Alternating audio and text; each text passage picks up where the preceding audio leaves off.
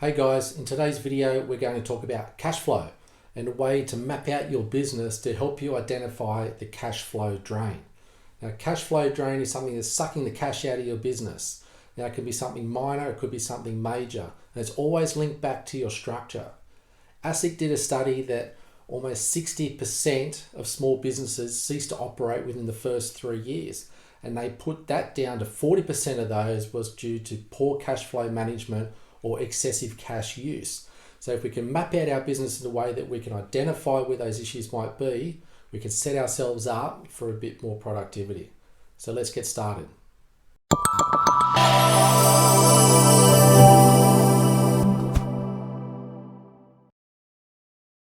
Okay, so here's a bit of a map that I've already set out here of just a typical business.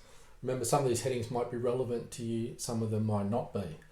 But the idea is just obviously to map out that structure and list out as many details as you can so we can really start to identify where the issues might be. It reminds me of a quote by Robert Kiyosaki where he says, making more money will not solve any problems if cash flow management is your problem. So it's really important to understand where your business stands and what's involved in it to go from there.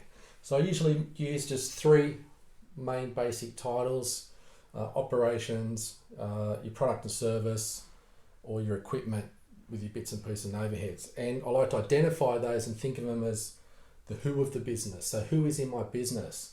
We've got a management structure, our internal staff, and then we've also got any external staff or contractors that we may use. Now remember, even if you're a sole trader, this system will still work for you. Obviously the list will be a bit shorter, but you may be using a lot more external contractors and you might not have as many internal staff to go from there. So it's really good to map those out in that way and be as specific as you can about who you're really reaching out to and using in your business. The second part is the what. Well, what are we doing? What product or service are we providing? So I've done it in two separates. We do it either product and service. If you do both, for example, if you're an air conditioning company, you'll supply the product and install it. So that's the product and the service, and then you might do a maintenance and service program from then on. So that's a service industry as well. If you're just a service industry, a consultant, architect, something like that, you're only going to provide the service, although the product might be your designs and drawings and specifications from there. So list out what the product is, what's the cost to produce the product if you're actually manufacturing it or making it yourself, or even if you're buying raw materials and putting them together to then send that out, or are you just buying the bulk product and then reusing it again? So what's the material and labor component of those as well? Any research and development, any marketing that you're doing with this. So really list it out. How are you distributing your product? Are you mailing it? Is it delivery? Are you on site installing it? All those kinds. Same with your service. With the service, we want to really link that back to the who. So if it's a service-based business, who in this structure is actually delivering that service? So we can link back and identify who that is. And the same kind of things. What's your distribution? Is it face-to-face? Is it an online service? Is it a physical service? And do we have any systems in place? Is there any automated systems or anything in place that link back to how this section works as well? Then we're going to move over to our how. How are we facilitating this business? So with things like your equipment, and always look at, do you own it or do you rent it? Things like your machinery. If you're in the manufacturing, do you have manufacturing equipment? If you're into construction, do you have some construction equipment? Do you own that or rent that? Is there an opportunity to perhaps maybe only rent it as you require it? Or do you really need to own that? And then are you factoring in the ongoing costs of owning it as maintenance and repairs and things like that? Any vehicles associated with the business, the fuel, you list out what you're using with it, fuel, insurances, rego, things like that, and anything operational within the office or the business itself. So your computers, your printers, your phones, your mobiles, your internet, all those things. List everything out as detailed as we can. Then we come to our overheads, things like office. I've got power, rent, water. Do you rent an office space? Do you own an office space? Can you work remotely? Do you even need one at all? So how does that part impact you? And in the operation side, in the house side, any systems or subscriptions that you have as well, any software that you're using and things like that as well to help you facilitate. So the purpose of outlining all that is that we can look at what gaps need to be filled. So when we list out our product, or our service, who over here fulfills that, or who do we need to help fulfill that? And then we can also identify, well, what like product can I be doing with what I'm doing now? So what can I add to add value to my customers from there?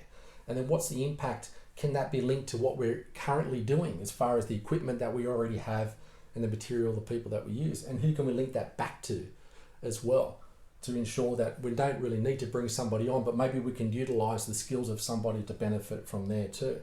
Same with our service. What complementary services can we add that we might realize, we're using this person down here, they would also be good if we were to add this service to our business. So we don't have to actually add another person onto the structure. We can get away with who we have from there. And then we can also look at what can we reduce or remove altogether. So what on here doesn't link to something else? So what can we say is, well, we're doing this here, but I don't know why this person's really here. I think they're just a consequence of having something else. So maybe we can remove that altogether. Or what do we need over here as far as how we're delivering it to help back up or support what's happening over here? And that's how we start to identify where we might have issues. And then what we do from there is we start to add a dollar value. Start to add a dollar value next to all these items. What are these things costing us? What's the impact on our cash flow in that sense? Because once we can understand how much we're laying out, then we can start to get a real grip on what we need to bring in. So setting up the structure is really important. I like to do it on a big format, on a big whiteboard, so that way you can remove, you can add things. It's very easy to change and alter, and you can see it in a bigger picture. So the 3 steps we want to recap on is, number 1, let's list out that business structure and be as detailed and specific as possible. And don't forget to add that dollar figure next to each item. Number 2, let's identify what gaps need to be filled. And number 3, let's remove or reduce anything that stands out or doesn't belong on that list. Now this is the same format and structure that I used with a security company to help them reconfigure themselves to move forward with confidence when tendering on larger contracts, as now they understood their business structure and how that impacted their cash flow. So if you'd like help working on your business structure, feel free to book in a call. The link will be in the description, and we can have a chat about you and your specific business structure and help you identify where your cash drain might be. So good luck in getting started. If you have any questions or want to know any more information, please contact me or book in for that call. Thanks.